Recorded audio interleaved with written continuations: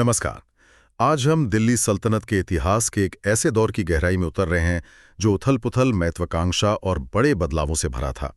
हम रजिया सुल्तान के सिंहासन पर बैठने से लेकर अलाउद्दीन खिलजी के शक्तिशाली शासन तक के सफर पर नजर डालेंगे। बिल्कुल। और हमारे पास जो स्रोत है वे इस दौर के शासकों, उनकी नीतियों और सल्तनत पर उनके असर के बारे में काफ़ी कुछ बताते हैं। ये वो समय था जब सल्तनत ने कई अहम मोड़ देखे। एक महिला शासक का अभूतपूर्व उदय, बलबन का कठोर नियंत्रण और फिर खिलजी वंश का नाटकीय आगमन। तो चलिए इन स्रोतों को खंगालते हैं और समझते हैं कि तुर्की इतिहास की पहली मुस्लिम शासिका रजिया से लेकर खिलजी वंश के सबसे ताकतवर सुल्तानों में से एक अलाउद्दीन तक सल्तनत का मिजाज और ढांचा कैसे बदला। शुरुआत रजिया सुल्तान से करते हैं, 1236 से 1240 तक।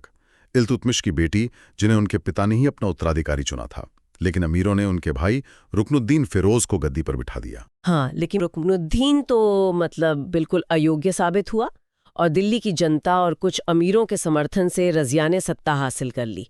ये तुर्की इतिहास में एक बहुत बड़ी घटना थी, पहली और कहना चाहिए कि एकमात्र मुस्लिम महिला जो दिल्ली के तख्त पर बैठी। और उनका वो पुरुषों की तरह कुल्लाह यानी टोपी और चोंदा यानी काबा पहनकर दरबार में आना। जी हाँ, वो अपने आप में एक चुनौती थी स्थापित परंपराओं के लिए। और उन्होंने सिर्फ पहनावे से ही नहीं बल्कि फैसलों से भी तुर्क अमीरों को चौंकाया, जैसे एक अबिसीनियाई गुलाम याकूत। हाँ। उनको अमीर ए आखूर यानी शाही अस्तबल के प्रमुख जैसे अहम पद पर नियुक्त करना, ये तुर्क सरदारों को कैसे बर्दाश्त होता, जो खुद को सत्ता का असली हकदार मानते थे। बिल्कुल नहीं हुआ और इसी नाराजगी ने फिर विद्रोह का रूप ले लिया। भटिंडा के गवर्नर थे अल्तूनिया। हाँ, अल्तूनिया। उनके जैसे शक्तिशाली अमीरों ने उनके खिलाफ बगावत कर दी। अल्तूनिया ने रजिया को भटिंडा के किला मुबारक में कैद कर लिया और बेचारे याकूत को मार दिया गया। लेकिन रजिया ने यहाँ भी गजब की राजनीतिक समझ दिखाई। हाँ, कमाल की बात है। उन्होंने कैदी होते हुए भी विद्रोही अल्तूनिया से ही शादी कर ली। क्या बात है। फिर दोनों ने मिलकर दिल्ली पर फिर कब्जा करने की कोशिश की, लेकिन वो कामयाब नहीं हो पाए और अंत दुखद हुआ। हाँ, 1240 में कैथल के पास उनकी हत्या कर दी गई।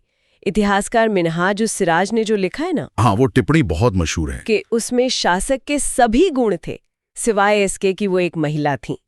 ये उस जमाने की सोच पर बहुत कुछ कहता है। बिल्कुल। तो रजिया के बाद सल्तनत में अस्थिरता आ गई होगी। हाँ, कुछ समय के लिए अस्थिरता रही। इल्तुतमिश के वंश के ही कमजोर शासक आए। बहराम शाह आए 1240 से 42 तक। उनके समय में एक नया पद बना, नायब मुमलिकात। ये कुछ संरक्षक जैसा था जिसने सुल्तान की ताकत को और कम कर दिया। और इसी दौर में बलबन का नाम ऊपर आ रहा था। हाँ, गयासुद्दीन बलबन। वो उस समय अमीर हाजिब बना। फिर अलाउद्दीन मसूद शाह आया 1242 से 46 तक। और फिर 1246 में आए नसीरुद्दीन महमूद, ये भी इल्तुतमिश के ही बेटे थे। हाँ। और 1265 तक सुल्तान रहे। इनके बारे में काफी दिलचस्प बातें कही जाती हैं। हाँ, कहते हैं कि बड़े सादे और धार्मिक किस्म के इंसान थे। कुरान की नकलें बनाते थे, टोपी सीकर अपना गुजारा करते थे। इसीलिए कुछ लोग उन्हें सल्तनत काल का औरंगजेब भी कहते हैं शायद। हाँ, ये कहा जाता है। लेकिन ये जानना जरूरी है कि असल ताकत उनके ससुर और नायब मुमलकात बलबन के हाथ में थी। अच्छा, बलबन ही असली शासक था। जी, नासिरुद्दीन तो नाम मात्र के शासक थे। सत्ता की बागडोर पूरी तरह बलबन संभाल रहा था। फिर 1265 में नासिरुद्दीन की मृत्यु हो गई।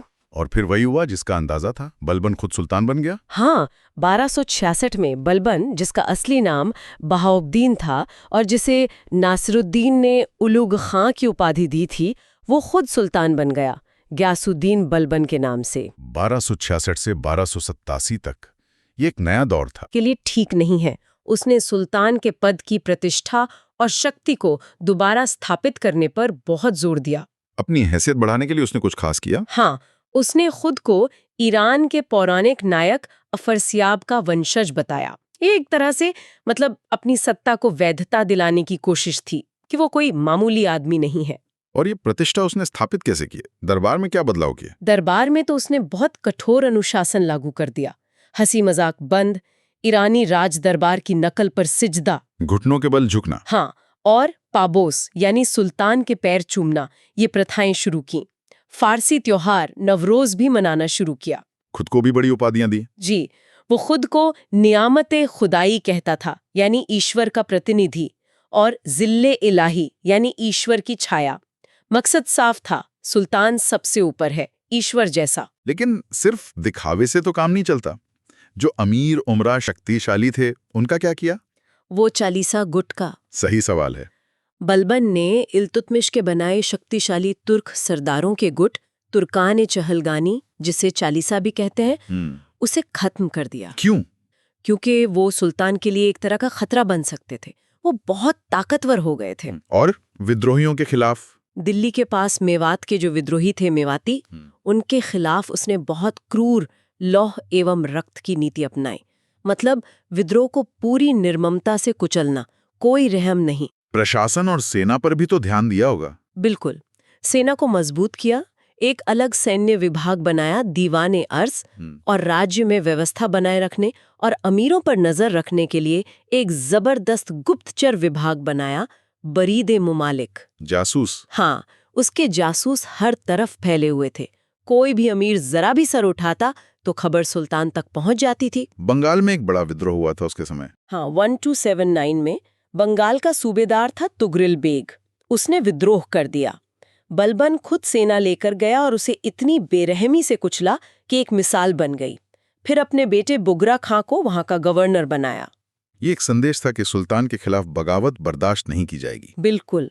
लेकिन मंगोलों का खतरा तो तब भी था। हाँ, वो खतरा बना रहा। मंगोल आक्रमण होते रहे और 1285 के एक ऐसे ही आक्रमण में उसका सबसे काबिल और प्यारा बेटा शहजादा मोहम्मद मारा गया। ओह, ये तो बड़ा झटका होगा। बहुत बड़ा। कहते हैं इस सदमे से बलबन कभी उभर ही नहीं पाया और 1287 में उसकी मौत हो गई। उसका मकबरा दिल्ली में है, मेहरौली में। बलबन के बाद क्या हुआ? क्या उसका स्थापित किया हुआ नियंत्रण बना रहा? नहीं, बिल्कुल नहीं। उसके उत्तराधिकारी जैसे उसका पोता कैकोबाद, वो बिल्कुल अयोग्य साबित हुआ। विलासी था, राजकाज में ध्यान नहीं। तो फिर से वही अस्थिरता। हाँ, सेकनप में फिर से अस्थिरता आ गई।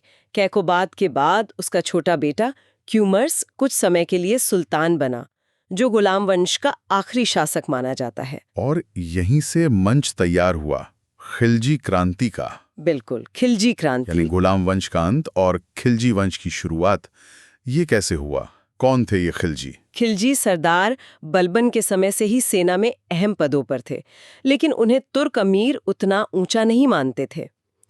इस अस्थिरता का फायदा उठाकर एक अनुभवी सेनापति जलालुद्दीन फिरोज खिलजी, अच्छा, उसने 1290 में क्यूमर्स की हत्या करके सत्ता पर कब्जा कर लिया और खिलजी वंश की नींव रखी, जो 1290 से 1320 तक चला। जलालुद्दीन फिरोज खिलजी, इसके बारे में क्या खास था? सुना है काफी उम्र दराज था जब सुल्तान बना। हाँ, करीब 70 साल की उम्र थी। सल्तनत का सबसे बुजुर्ग शासक। उसने आते ही बलबन की कठोरता की जगह थोड़ी नरमी और उदारता दिखाने की कोशिश की। कैसे? उसने कहा कि भाई वो मुसलमानों का खून नहीं बहाना चाहता। यहाँ तक कि वो बलबन के सिंहासन पर भी नहीं बैठा, उसके सामने खड़ा रहता था, सम्मान में। अच्छा, लेकिन क्या वो कामयाब रहा इस नीति में? पूरी तरह नहीं। उसके समय कड़ा मानिकपर के सूबेदार मलिक छज्जू ने विद्रोह किया, उसे दबाना पड़ा। 1292 में मंगोलों का आक्रमण हुआ, उनसे संधि हुई और कुछ मंगोल दिल्ली के पास बस गए। वो जगह आज मंगोलपुरी कहलाती है। और उस पर एक आरोप भी है, सिद्दी मौला का। हाँ, सिद्दी मौला नाम के एक दरवेश थे जिन पर साजिश का शक था। आरोप है कि जलालुद्दीन ने उन्हें हाथी के पैरों तले कुचलवा दिया था। तो उदारता की भी एक सीमा थी। और इसी जलालुद्दीन ने अपने भतीजे और दामाद अलाउद्दीन खिलजी को कड़ा मानिकपुर का सूबेदार बनाया था। हाँ, और यही फैसला उसके लिए जानलेवा साबित हुआ। उसके दरबार में विद्वान भी थे, अमीर खुसरो का नाम आता है। हाँ, जलालुद्दीन के दरबार में अमीर खुसरो और हसन देहलवी जैसे मशहूर कवि और विद्वान थे। खुसरो का काम तो उस दौर को समझने के लिए बहुत ही महत्वपूर्ण है। तो उन्होंने तो कई सुल्तानों का जमाना देखा। जी हाँ, और फारसी और हिंदवी दोनों में खूब लिखा। उनकी किताब है खजाइन उल फुतूह, जिसमें अलाउद्दीन खिलजी के अभियानों का आंखों देखा हाल मिलता है। तो अब आते हैं अलाउद्दीन खिलजी पर, कहानी का एक बड़ा मोड़। बिल्कुल।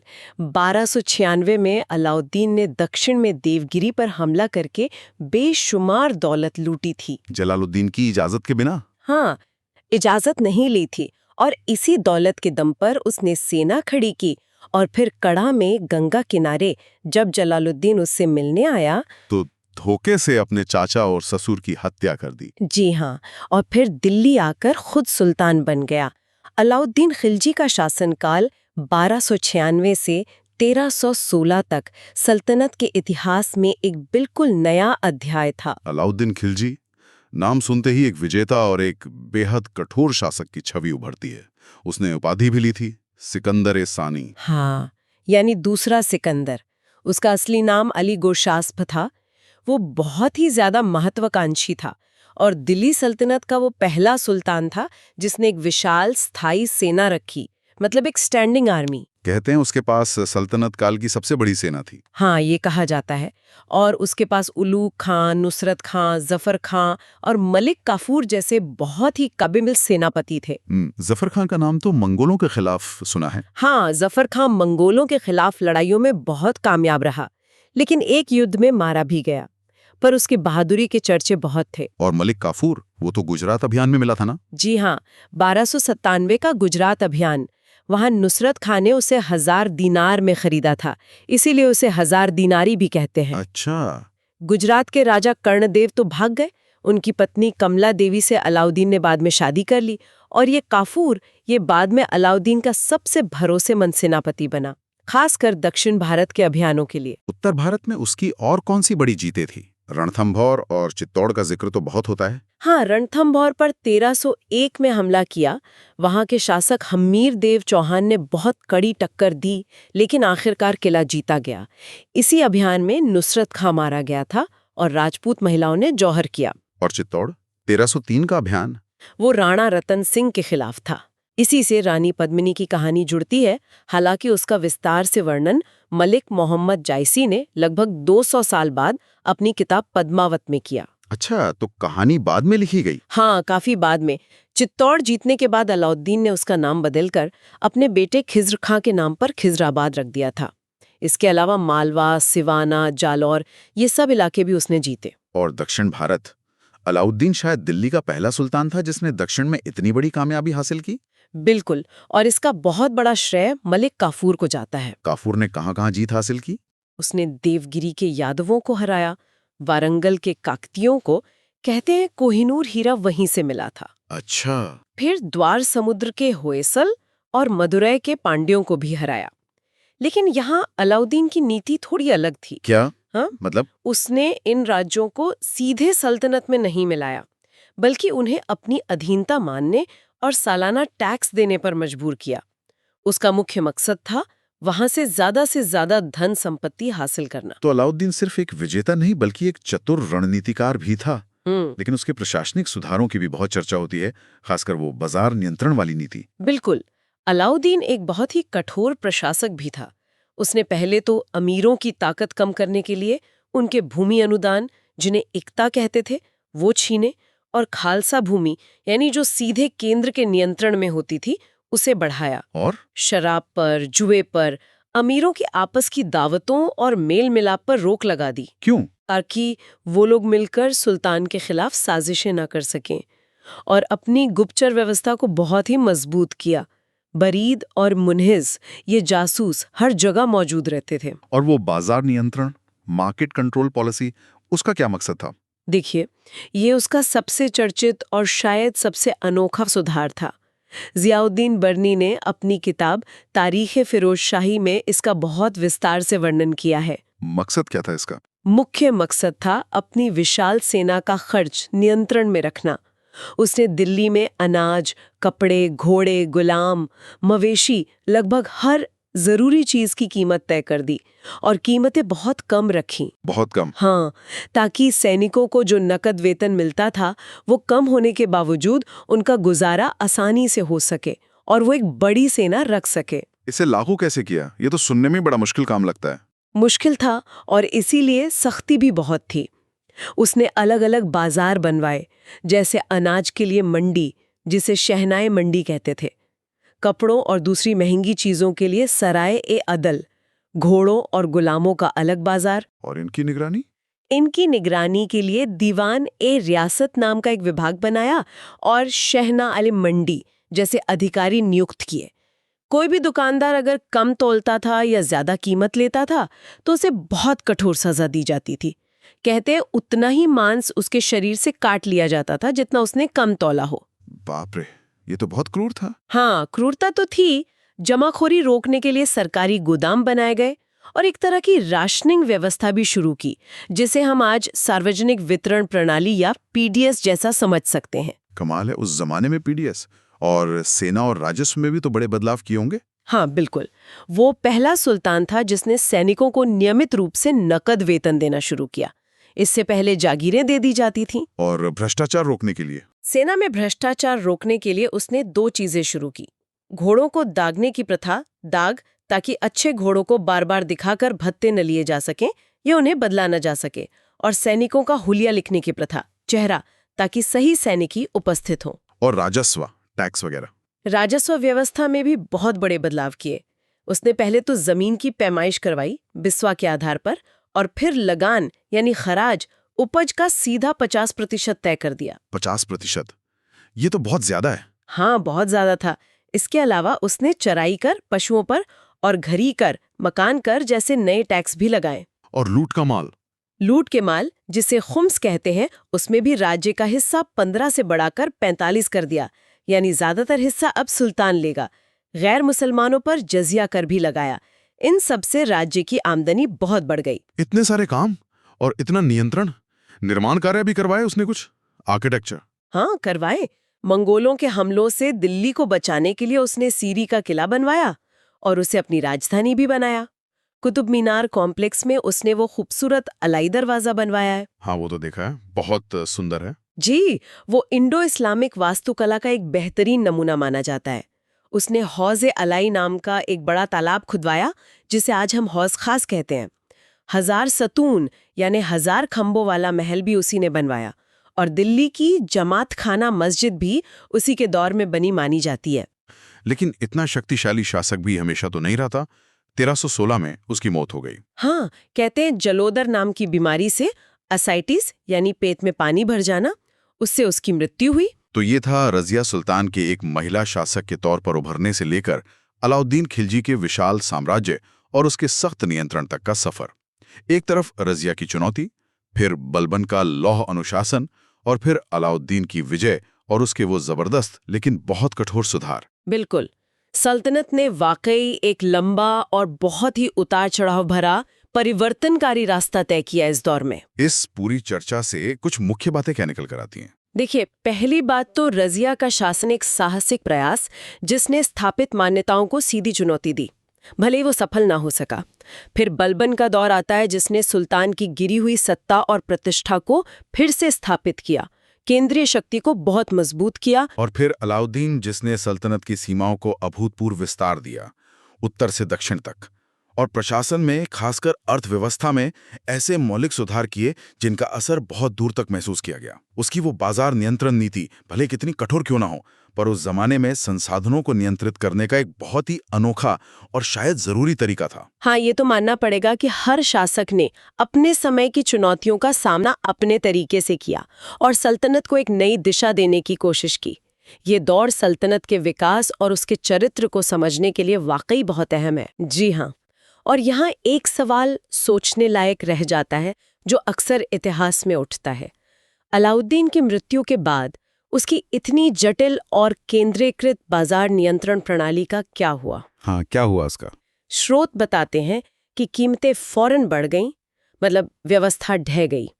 तो सवाल ये उठता है कि क्या ऐसे बड़े सेंट्रलाइज्ड सुधार सिर्फ एक बहुत ताकतवर शासक की इच्छा शक्ति और उसके व्यक्तिगत नियंत्रण पर ही टिके रह सकते हैं? क्या वो संस्थागत बन पाए थे? क्या ऐसी व्यवस्थाएं उस शासक के बिना भी स्थायी रह सकती हैं? ये हमेशा से एक बड़ा सवाल रहा है और शायद आगे सोचने के लिए एक अच्छा बिंदु है।